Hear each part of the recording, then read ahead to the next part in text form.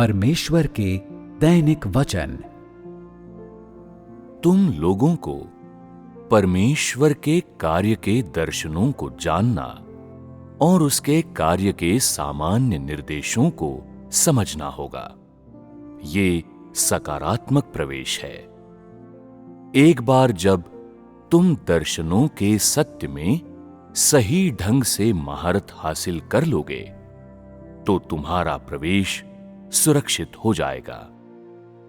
चाहे परमेश्वर का कार्य कैसे भी क्यों न बदले, तुम अपने हृदय में अडिग बने रहोगे, दर्शनों के बारे में स्पष्ट रहोगे और तुम्हारे पास तुम्हारे प्रवेश और तुम्हारी खोज के लिए एक लक्ष्य होगा।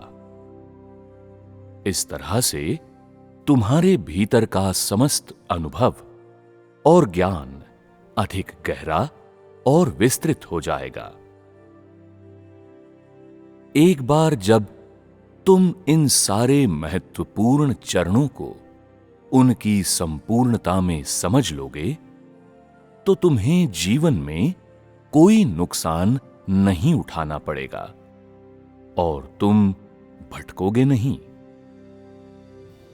यदि तुम कार्यों के इन चरणों को नहीं जानोगे, तो तुम्हें इनमें से प्रत्येक चरण पर नुकसान उठाना पड़ेगा और तुम्हें चीजें ठीक करने में कुछ ज्यादा दिन लगेंगे और तुम कुछ सप्ताह में भी सही मार्ग पकड़ने में सक्षम नहीं हो पाओगे।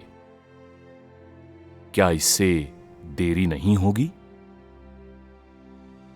सकारात्मक प्रवेश और अभ्यास के मार्ग में बहुत कुछ ऐसा है जिसमें तुम लोगों को महारत हासिल करनी होगी। जहां तक परमेश्वर के कार्य के दर्शनों का संबंध है, तुम्हें इन बिंदुओं को अवश्य समझना चाहिए। उसके विजय के कार्य के मायने, पूर्ण बनाए जाने का भावी मार्ग, परीक्षणों और क्लेश के अनुभवों के माध्यम से क्या हासिल किया जाना चाहिए, न्याय और ताड़ना के मायने, पवित्र आत्मा के कार्य के सिद्धांत तथा पूर्णता और विजय के सिद्धांत, ये सब दर्शनों के सत्य से संबंध रखते हैं। शेष हैं व्यवस्था के युग, अनुग्रह के युग और राज्य के युग के कार्य के 3 चरण और साथ ही भावी गवाही। ये भी दर्शनों के सत्य हैं और ये सर्वाधिक मूलभूत होने के साथ साथ सर्वाधिक महत्वपूर्ण भी हैं। वर्तमान में तुम लोगों के पास अभ्यास में प्रवेश करने के लिए बहुत कुछ है और वो अब बहुस्तरीय और अधिक विस्तृत है।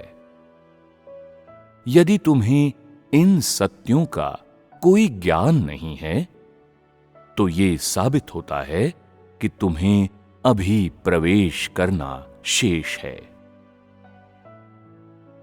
अधिकांश समय लोगों का सत्य का ज्ञान बहुत उथला होता है।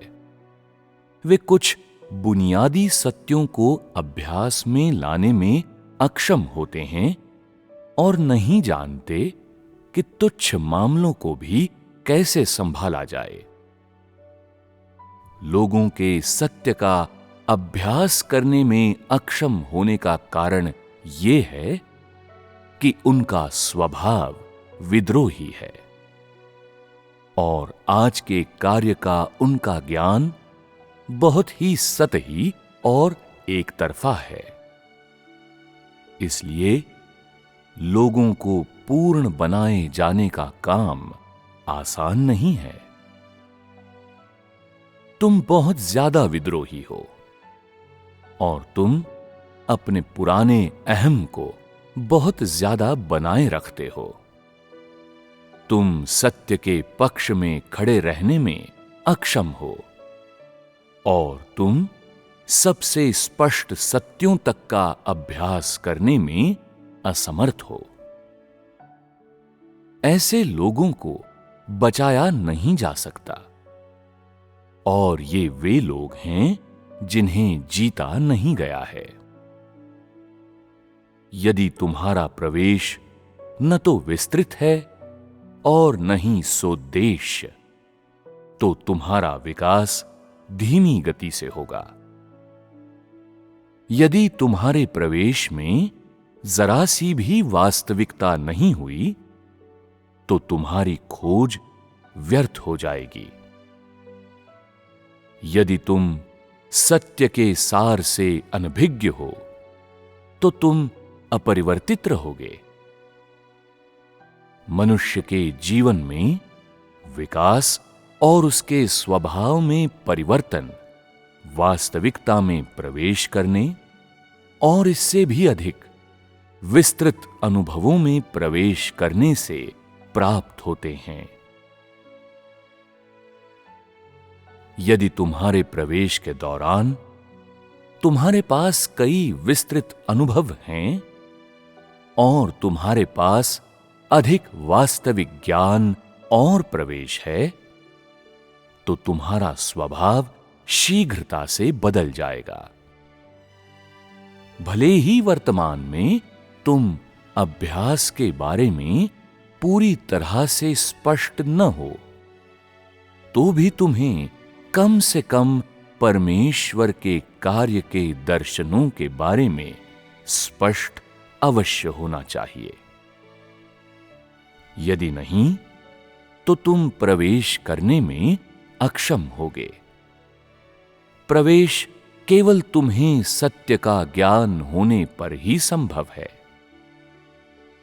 केवल पवित्र आत्मा द्वारा तुम्हें तुम्हारे अनुभव में प्रबुद्ध करने पर ही तुम सत्य की अधिक गहरी समझ प्राप्त करोगे और अधिक गहराई से प्रवेश करोगे। तुम लोगों को परमेश्वर के कार्य को जानना चाहिए।